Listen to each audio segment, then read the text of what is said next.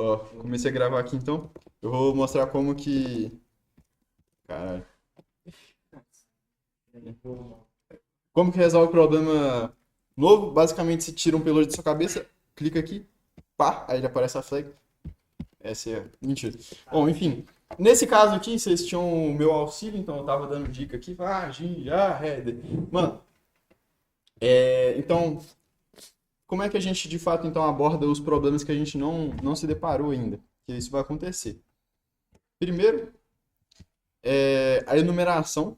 Tipo, você tem que executar a enumeração. A primeira dica que eu dei foi justamente a enumeração. Eu vi o Daniel usando essa extensão aqui, ó. Essa aqui ela ajuda muito na enumeração. Ela entregou pra gente de cara que o back-end era Python, certo? Então, aqui ela basicamente ele mostra as tecnologias que o site está usando. Então, a primeira dica para abordar esse tipo de problema é enumeração. A primeira coisa que eu falei foi a enumeração. O negócio estava nos headers, ou seja, faz parte do reconhecimento do, do com que você está trabalhando, certo? A gente vê aqui, olhando a request aqui, a gente vê aqui, ó, o server é Unicorn. Se a gente for olhar, pesquisar aqui no browser que você usa, a gente vê que é um servidor HTTP e é um servidor Python. Então, a gente sabia que o back-end automaticamente era Python, certo? E aí, beleza. O segundo ponto, que conta, eu diria que conta mais do que qualquer outra coisa, porque é o que vai te dar a intuição, é repertório. Então, se eu olhasse isso aqui, eu ia saber de cara o que ia ser. Obviamente, não antes de fazer, sei lá, umas talvez cinco, testar uns cinco pelos diferentes aqui, talvez eu saberia exatamente o que ia ser.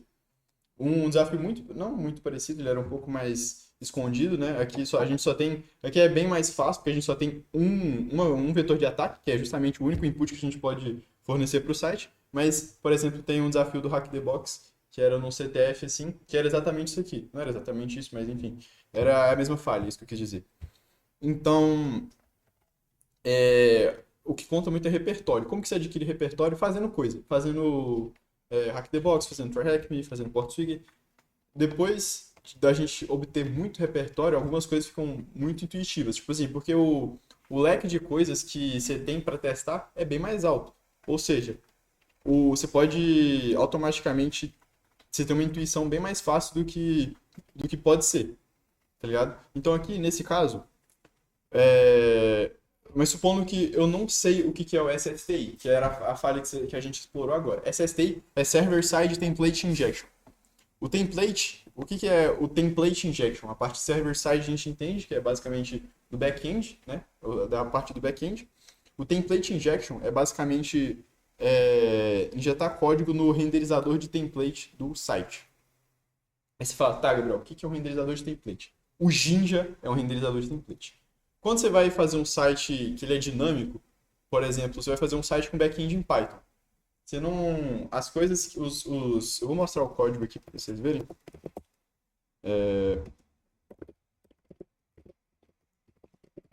A gente vê aqui, ó. Caralho, a gente vê que a gente tem o app.python, que é basicamente isso aqui, ó. Você não tem uma, uma aplicação tipo HTML estático, CSS estático, JavaScript estático. Você tem coisas dinâmicas. A mensagem aqui ela é renderizada de forma dinâmica, certo? Então, aqui ó, a gente tem um render template aqui. A gente tem essa função de renderizar o template com a mensagem sendo a mensagem. A mensagem que a gente escreve, enfim, né? A transmissão. A gente tem os templates aqui. Se a gente for olhar aqui os templates, aqui embaixo, aqui ó, a gente tem exatamente a sintaxe que vocês viram lá de abre chaves, porcentagem, fecha chaves, enfim. Isso é um sinal de, de template. O que acontecia aqui, ó? Olha aqui, tá vendo? Que a mensagem, é aqui que a mensagem ia ser colocada. Então, quando a gente coloca alguma coisa entre chaves duplas, a mensagem, ao invés dela, tipo, virar, tipo, uma variável aqui em Python, por exemplo, no momento que a gente escreve, sei lá, teste, por exemplo, é substituído aqui no site teste, e aí ele é renderizado em HTML de forma dinâmica. Só que se a gente coloca os colchetes aqui, ó, aqui dentro, aí a gente substituindo essa mensagem por, ao invés de teste, a gente coloca esse aqui é o jeito que a gente mais utilizado para testar template injection, porque isso aqui é uma expressão que vai ser, eu não sei qual o termo certo em português, mas em inglês é evaluation, vai ser uma expressão que vai ser evaluada, ela vai ser evalorada, ela vai ser executada, essa expressão. Quando você coloca print 7 vezes 7 em Python, ele executa o 7 vezes 7, certo? E aí se a gente coloca aqui, ó, 49. Então, quando a gente percebe, tá, beleza, está executando o código, aqui eu eliminaria todas as outras oportunidades, as outras possibilidades que não fossem server-side template injection, por causa do repertório. Então, a primeira dica que eu tenho para vocês é, primeiro faça uma boa enumeração, certo? Porque a enumeração, ela reduz muita dor de cabeça que você pode ter. Então, se a gente fizesse uma boa enumeração aqui, a gente já saberia que o back-end é Python e aí automaticamente, se a gente sabe que o back-end é Python, se você, agora que vocês têm o, o conhecimento de template injection, da próxima vez que vocês verem um back-end Python, ou não é só Python que isso pode acontecer. Pode acontecer em Java, não sei se vocês viram aqui no Hacktricks, SSTI. Se vocês forem abrir a parte de SSTI do Hacktricks, a gente pode ver, por exemplo, Ruby, tem várias aqui, entendeu? Então, é o que eu falei, Python não é a única. Então, se a gente souber o back-end, a gente pode cogitar, ok, pode ser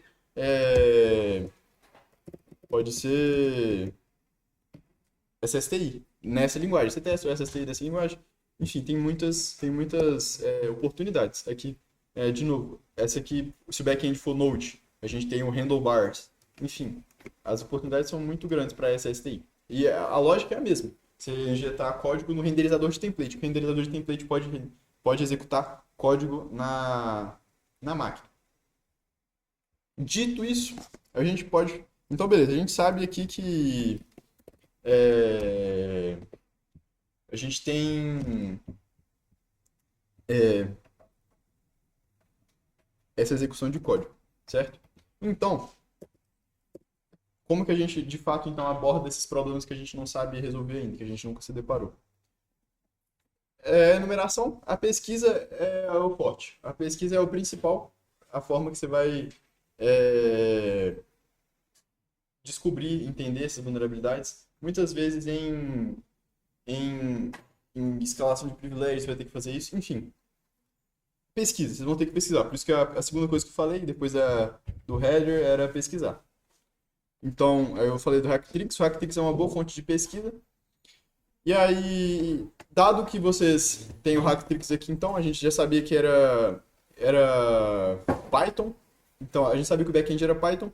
E aí a gente vê o Jinja 2, que é o template principal, o renderizador template principal.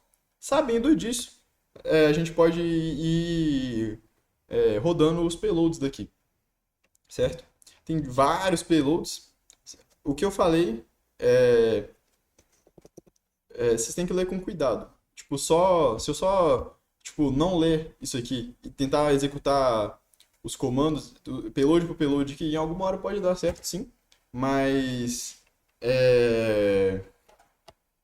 você não vai entender por que deu certo, tá ligado? Então, bom, a gente pode começar primeiro, então. Eu vou fazer o seguinte. Eu sei que é executado o código aqui, então. Então, o que eu posso fazer? Dado que a gente entendeu o que é um template injection. No Python, cada inteiro, string, cada coisa assim é um objeto. Então a gente pode fazer tipo isso aqui, testar, por exemplo. Isso aqui envolve um pouco de conhecimento de Python, que vocês provavelmente não vão ter agora. Então o que eu recomendo vocês estudarem um pouco. Então olha aqui, a gente vê que ele interpreta esse aqui, ele printaria o que você vê se você tentar fazer essa mesma coisa aqui. Se você passar isso aqui para um print no Python, ó, vou mostrar. Deixa eu Eu não tenho Python aqui.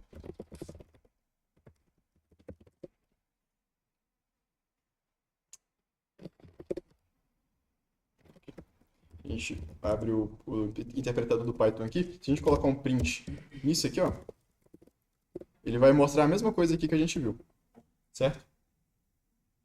Aí, com o interpretador do Python, a gente pode fazer testar algumas coisas.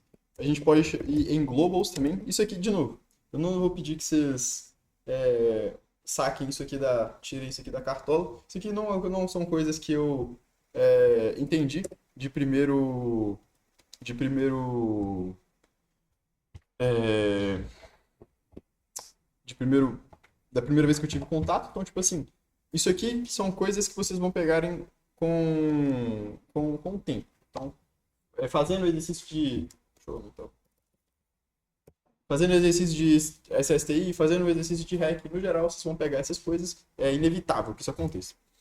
Eu errei aqui, é built-ins. Não é também? Beleza. Eu acho que é... Tá, dito isso, a gente tem outros objetos que o Jinja disponibiliza pra gente. Um deles é o Cycler. Se a gente for olhar aqui,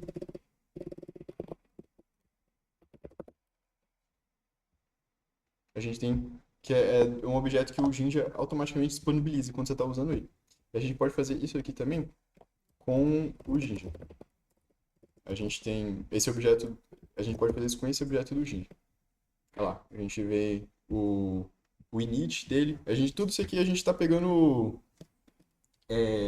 objeto, de subobjeto, aí você pega a classe mãe, é tudo entre muitas aspas, uma escalação. Não é uma escalação de privilégio, mas é uma escalação de comando, de permissões, por exemplo. Se a gente for colocar aqui, olha lá, a gente tem os built-ins dessa classe, da classe init, da classe cycler. E aí, dentre essas aqui, a gente tem um built-in especial, que é o built-in do import. É esse aqui que a gente quer. Porque se a gente consegue importar uma coisa, a gente tem execução de código remoto. Porque a gente pode importar OS, né? Então a gente tem isso aqui. A gente tem essa parada aqui, certo? E a gente pode fazer isso aqui. A gente pode usar, então, do cycler, ponto .init, ponto .builtins, a gente pode usar o ponto .import. E aí, se a gente executar aqui, não vai dar... Ele vai, basicamente, falar ele vai descrever esse objeto, que é um objeto. Então, do import, a gente pega o OS, que é o que a gente quer para executar comando. E do OS, a gente tem, eu posso executar isso aqui também, do OS a gente tem a gente tem um módulo OS que a gente pode executar código como a gente bem quiser, certo? Aí a gente pode executar o .popen catch flag .txt, a gente tem que usar o read também. De novo, isso aqui parece muito abstrato, parece que você só tá adivinhando coisa. E eu entendo perfeitamente. Parece que eu tô adivinhando coisa, jogando coisa ao ar. Mas esse tipo de coisa aqui, mano, você não tem o que fazer. Não tem como eu poderia listar aqui todos os built-ins, mas não ia ajudar de porra nenhuma. Então, tipo assim, você precisa saber o core central, mano. Mano, hoje em dia a gente tem inteligência ilimitada com as IAs. Mano, você fala assim, mano, eu quero virar o mestre do server-side template injection. Foi assim que eu fiz.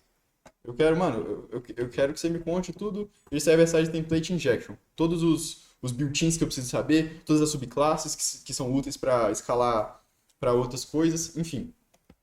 É isso que você tem que fazer, certo? Aí tem outros objetos. Tem outros objetos aqui que funcionam também. Esse request é um deles, o cycler é outro. Enfim, bom, é isso. Algumas coisas vai ter que adivinhar, não tem jeito. Você não vai... Por exemplo, se vocês forem fazer esse CTF aqui, em algum momento vocês iam ter que saber que a flag é flag.txt. E, bom, é isso, né? Já... Pois é. E é assim que funciona. Esse do Hack the Box era essa falha, eu tinha que fazer isso, tinha que saber onde que era a flag. E eu não sabia, eu tinha que sair dando LS em tudo, find, enfim. E, mano, é isso. É isso que eu tinha pra hoje. Ah, mas você tem o cat aqui, mano, você pode. Tipo assim, ó, por exemplo, é, eu vou. Eu vou abrir um netcat aqui. Isso aqui vocês vão ver muito quando vocês forem fazer CTF. Vou abrir um netcat aqui, na porta 999. Por que que não? Você não sabe? Eu não entendi. O que eu tô fazendo de errado?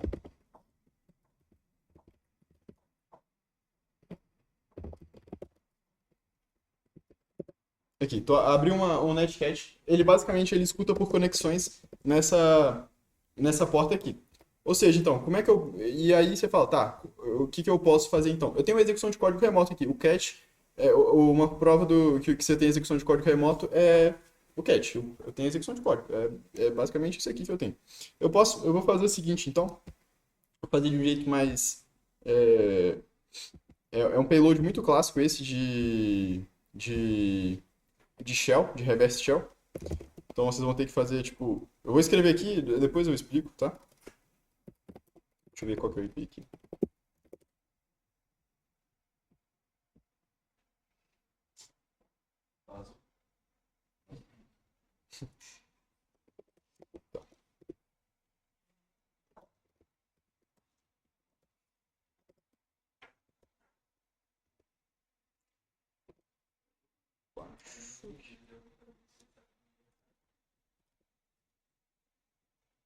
Esse aqui, não tá certo? Eu acho que não tá na página 999, não tá na... 3693.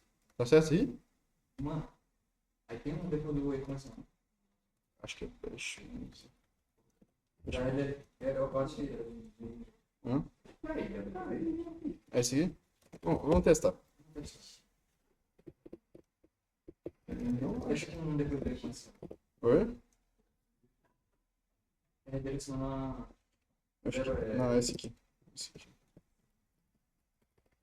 Esse aqui, não. Assim, eu acho. Eu acho que é assim. Aí, eu recebi uma. Olha aqui. Eu recebi. Isso aqui vocês poderiam ter feito no meu computador. Eu recebi uma shell aqui. Eu tô. Basicamente é uma shell bash do. Tá vendo que tá carregando aqui? É porque o comando está sendo executado. Ele não terminou de executar. Isso aqui só vai terminar de carregar quando o comando terminar de executar. Mas eu não. O comando não terminou de executar, então eu tô com uma shell. Seria. Vocês poderiam ter feito isso aqui, basicamente. Exato, esse aqui vocês poderiam ter feito. Ó, vou explicar o payload aqui. Ô, desgraça. Ok, foda-se. Oh, meu Deus, peraí.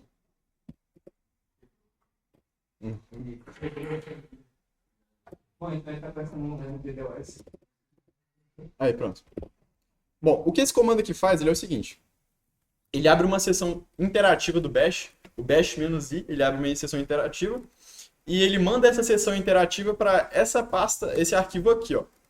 Só que esse arquivo aqui, esse /dev/tcp, é um arquivo especial que ele pode se conectar a outros computadores e no caso, esse caso aqui eu especifiquei esse IP e essa porta. Então ele manda uma conexão interativa do bash para esse IP e essa porta.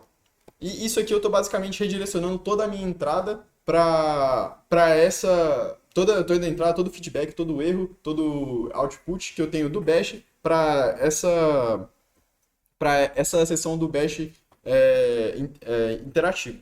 É isso aqui, basicamente. Isso aqui vocês vão ver muitas vezes em CTF, quando a gente for fazer CTF, que vocês têm que pegar root na máquina, etc. Isso aqui vocês vão ver direto. Né? E, mano, é isso. Mas calma aí. Hum. Você está executando código remoto, Uhum. seu PC. Sim. Então ela já não tinha shell. Sim, é o que eu falei. Deixando ela mais interativo. É que, tipo assim, você tem a shell, você tem execução de código. Você tem execução de código já. Isso aqui é basicamente uma shell reversa. Eu tô mandando uma shell ao invés de eu ficar usando, tirando o comando aqui, printando, colocando ls, Onde que eu tô? Tipo, ao invés de fazer isso, eu mando uma sessão do Bash interativa. A gente tá numa sessão do Bash, só que não é uma sessão do Bash interativa, que a gente pode, tipo, limpar terminal e tudo mais. A gente É pode... literalmente uma sessão, né? É uma sessão do Bash. Ó, isso aqui é uma sessão do Bash. Caramba, eu cliquei. Isso aqui é uma sessão do Bash. Ele abre isso aqui no meu computador. Vocês vão ver direto aqui em CTF mesmo. Que é a gente quer basicamente sempre evoluir a execução de código remoto para uma sessão interativa do Bash. É isso. Sinistro.